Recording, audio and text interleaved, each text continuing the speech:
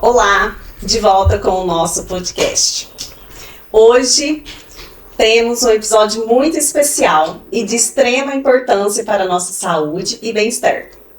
Vamos conversar um pouco sobre métodos contraceptivos e as ISTs, que são as infecções sexualmente transmissíveis. E quem elaborou as perguntas foram nossos alunos, e eles que vão estar no comando trazendo as principais dúvidas.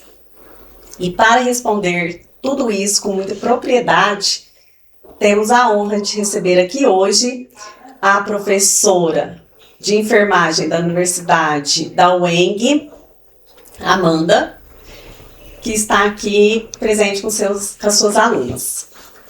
E Amanda, seja muito bem-vinda. As meninas aí também sejam muito bem-vindas. É um prazer ter vocês aqui conosco. Obrigada pelo convite, obrigada meninas, eu sou professora na UENG de enfermagem e as meninas estão no 5º período e elas vão tirar as dúvidas de vocês em relação à temática que vocês estão abordando dentro da sala de aula. Podem se apresentar. Bom dia meninas, meu nome é Flávia, eu sou estudante de enfermagem do 5º período. E nós viemos aqui hoje para sanar as dúvidas de vocês sobre métodos contraceptivos e as infecções sexualmente transmissíveis. Bom dia, eu sou Ana Beatriz, estudante do 5º período de enfermagem da UENG. E eu vim aqui, a convite da professora, justamente para a gente estar abordando junto com vocês essa temática que é tão essencial no nosso dia a dia, né? Maravilha, gente. Então, sem mais demoras, vou passar a palavra aqui para as alunas, né? Luna e Gabriela, do 8º ano integral. Meu nome é Gabriela, eu estou no 8º integral e já estudo aqui no NEC faz um bom tempo. Meu nome é Luna, eu estou no 8º integral e também faz um bom tempo que eu estudo aqui.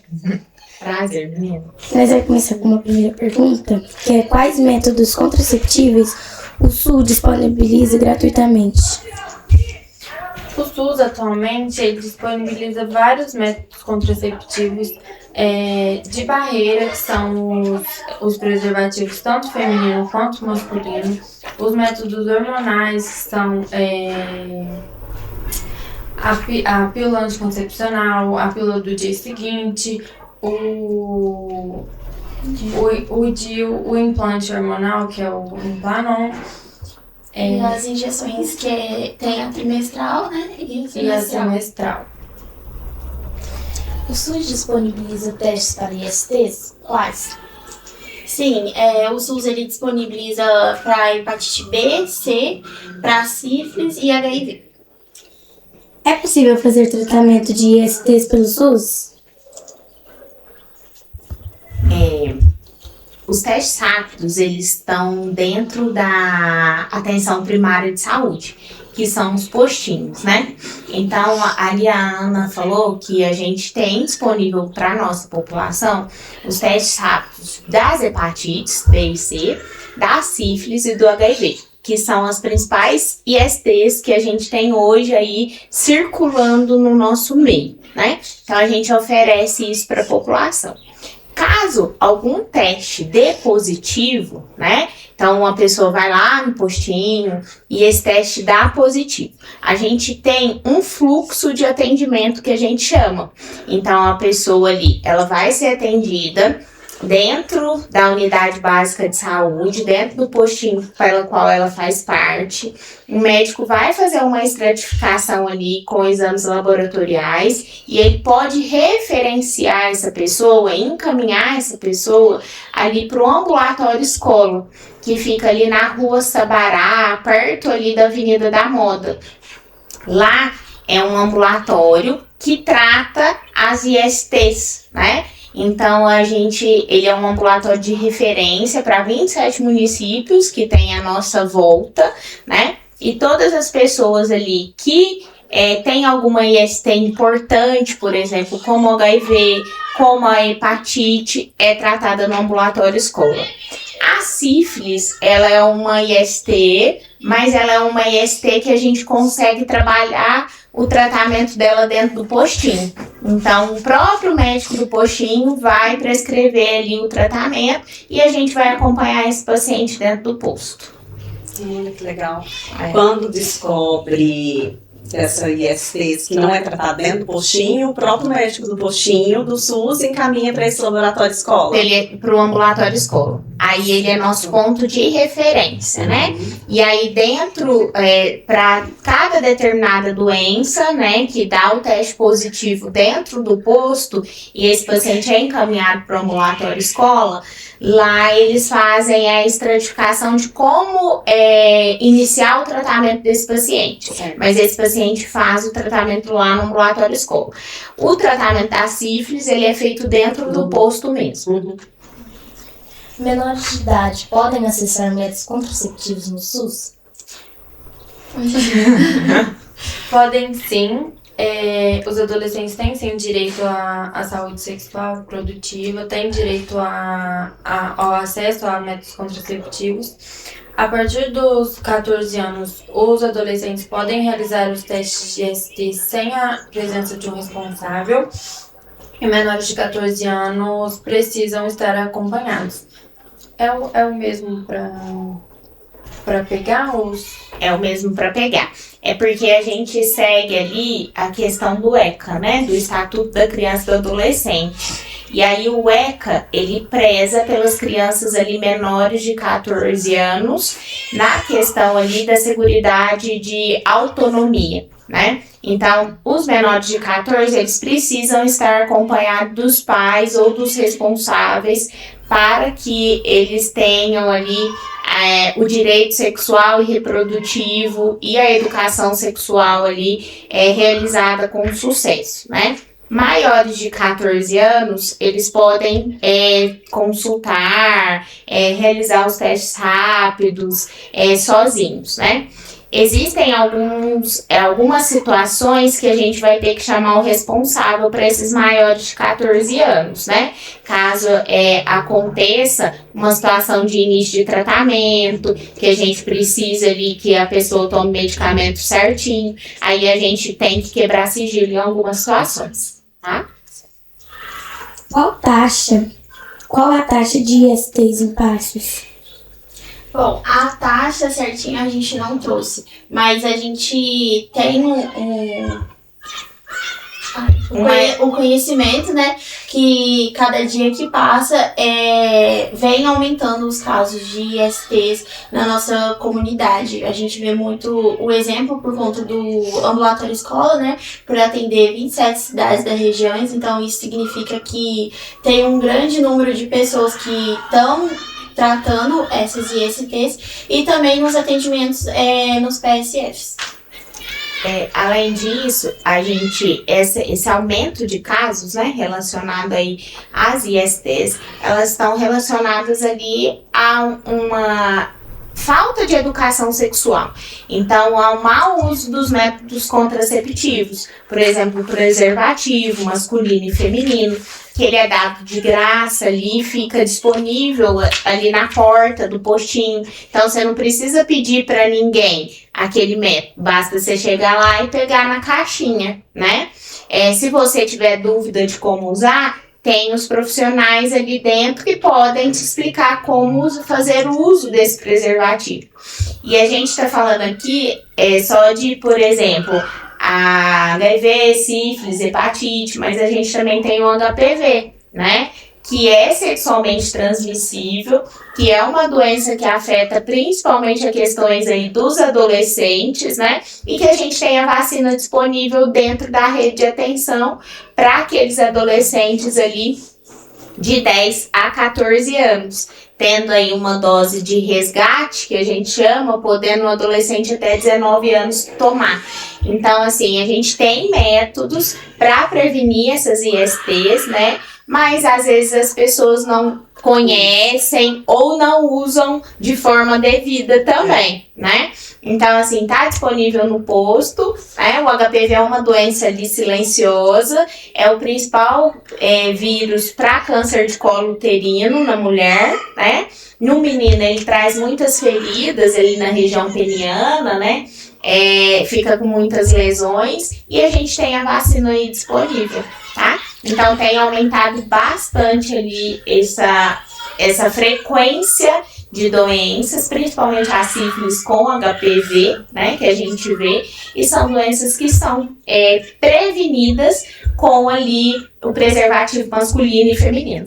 E essas vacinas, a partir de que idade? A partir dos 10 anos. 10 anos. De 10 a 14 anos, né? Ela é feita em dose única, tanto para meninos quanto para meninas. E assim, aqueles adolescentes até 18 anos que têm risco, ainda se faz dentro do SUS, tá? Qual que é a faixa etária de idade que tá pegando mais ISTs? Entre 15 a 29 anos.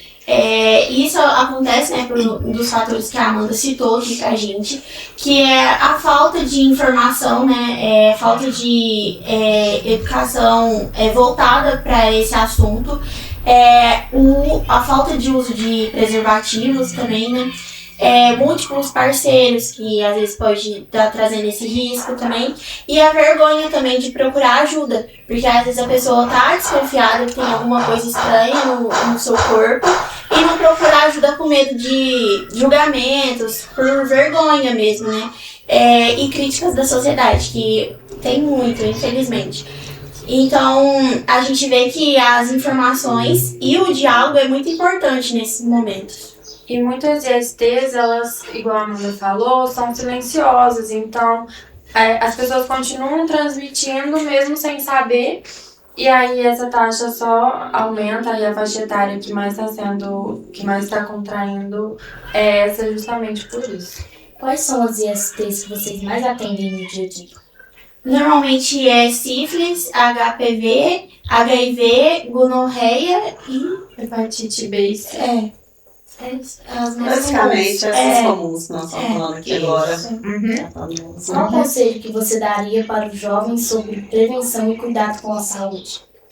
Eu acho que, em primeiro instante, assim, é saber conversar sobre o assunto, né?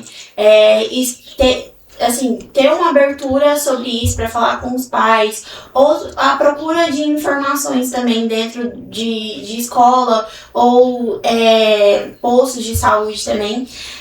Fazer os testes regularmente, né? Se, assim, vamos supor, a pessoa namora. Fazer o teste regularmente, às vezes nem em caso de namoro também, mas sempre fazer o uso de preservativo também, isso é fundamental. Porque além de prevenir a gravidez, né, previne as ISTs, né, corre um risco menor aí. Não acreditar em tantas informações falsas que a gente vê na internet, né, porque hoje em dia com IAs, fake news, não acreditar tanto assim. E também saber que conversar sobre isso não é vergonhoso, é normal e importante. E se existir algum problema, se você achar que não vai ser bem ouvido em casa, procurar um posto de saúde, as portas estão sempre abertas, os profissionais estão lá para conversar sobre isso.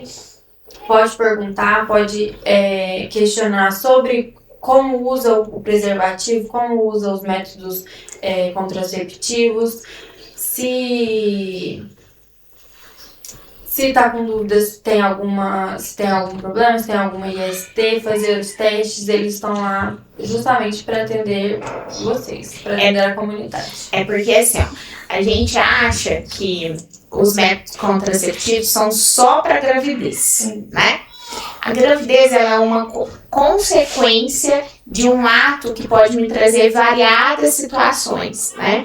Então, assim, as meninas falaram ali que o SUS disponibiliza o DIU, por exemplo, o Implanon, que são métodos ali que previnem a gravidez, mas ele não previne das ISTs, né? Eu ainda uso eles, mas eu posso contrair a sífilis, mas eu posso contrair o HIV. Então, por isso que as meninas estão falando ali tanto da questão do uso do preservativo. Porque o preservativo é o único método que me previne da questão da IST, então da sífilis, do HIV, das hepatites, né? E me previne também da questão da gravidez, tá? É o único método que tem, tipo, dupla ação, né? Dupla ação, isso. É.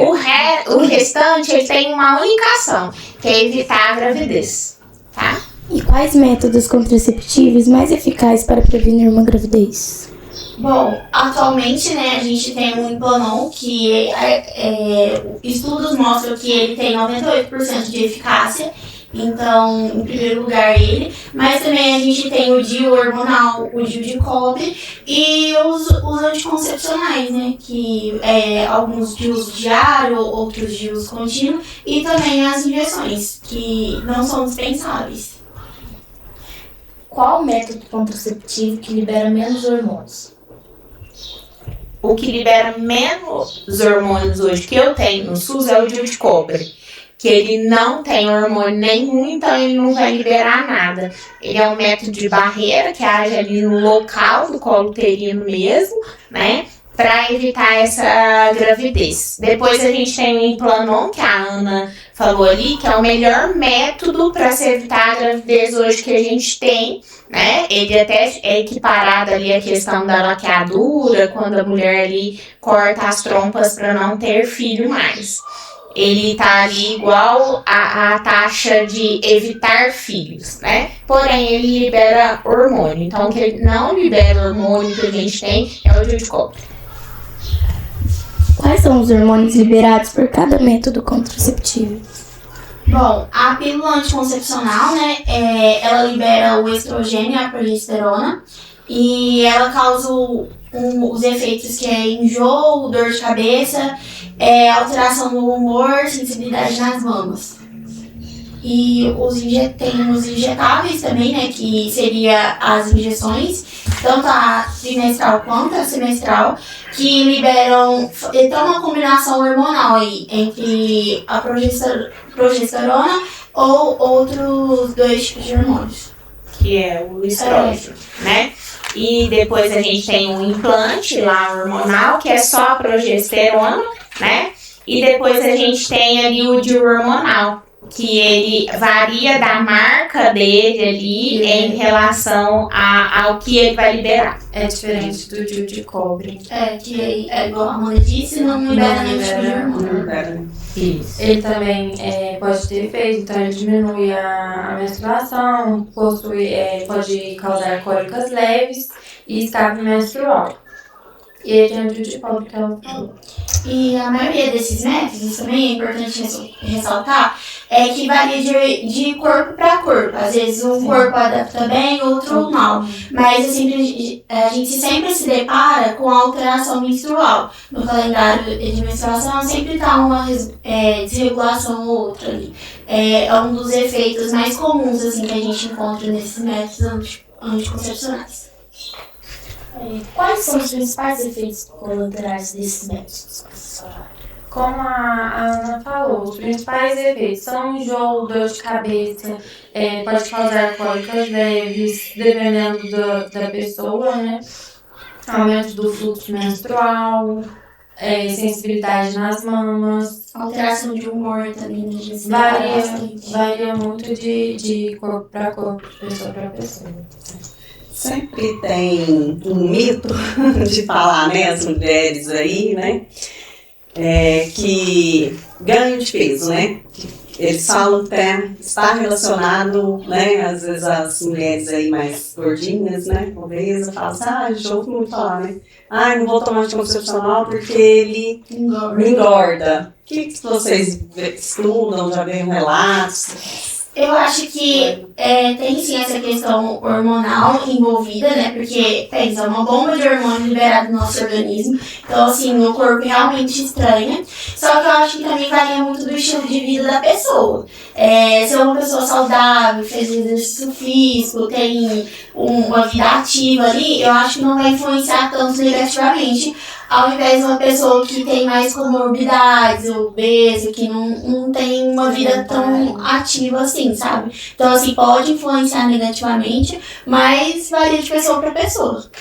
Genético também, Sim. eu acredito também, né?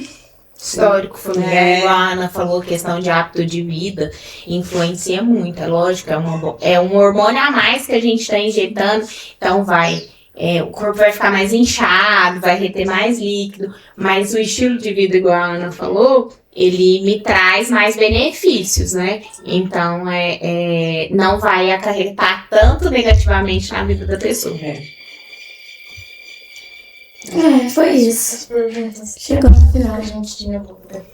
É muito importante ressaltar também que os preservativos de barreira, né, os métodos contraceptivos de barreira, que são os preservativos, eles não podem ser usados em conjunto. Então, não podem usar o feminino e o masculino junto, porque eles, com atrito, eles se rompem. Então, é importante também fazer o uso quando a gente procura esse tipo de informação. A gente quer se prevenir ao máximo. E aí acaba querendo usar os dois, e os dois juntos, eles não têm uma taxa segura, eles se rompem e não é seguro. Então é importante ressaltar isso também. Vocês querem falar, assim, mais alguma coisa? Não, acho que é só ressaltar mesmo a importância desse assunto na nossa comunidade, né, na sociedade. A gente sempre está de portas, a gente, assim, da área da saúde, né, é importante lembrar que a gente sempre tá de portas abertas para receber qualquer tipo de situações, orientar. Então, assim, que as pessoas que possuem, não tenha medo de chegar na gente, de procurar ajuda, porque a gente tá ali pra acolher, assim, de um primeiro instante, e assim, cuidar, né, trazer o cuidado e o tratamento para as pessoas. Então, que esse assunto, ele seja mais, vamos dizer, trabalhado. Pra gente parece ser comum, mas para as pessoas é a questão da vergonha, né? Então, que não tenham medo de chegar e procurar ajuda. Questão de saúde pública, né? Vamos Isso. falar, por isso que eu achei interessante quando veio esse conteúdo, né? Na matéria de ciências. Gente, vou convidar alguém para vir para cá, porque a gente tem aqui o podcast, né? Tem o Instagram, e a comunidade escolar, comunidade em geral, né? A gente passando essa informação, que eu acho que é bem interessante. E às vezes, assim, muita gente não sabe que a gente tem disponível vários serviços, né, dentro da rede de atenção à saúde, né, que para benefício da população, às vezes a população não faz uso correto desses serviços, né? Então é importante a gente estar falando sobre o serviço que tem disponível, principalmente para os jovens, né? Que é o nosso público aí, onde essas doenças mais acometem, né? Mais estão presentes, né? Eu acredito que sim, porque os jovens, assim, questão hoje está muito liberado, mas os pais ainda não conversam com os filhos em relação à prevenção, à relação sexual. Isso. E eles começam, não sabem muita coisa e faz assim, né?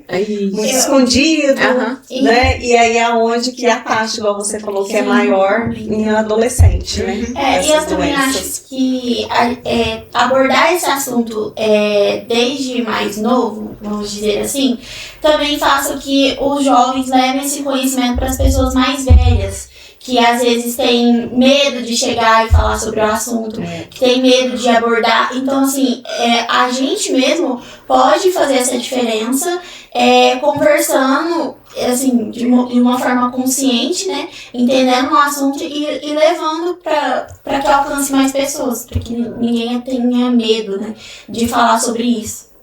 Exatamente.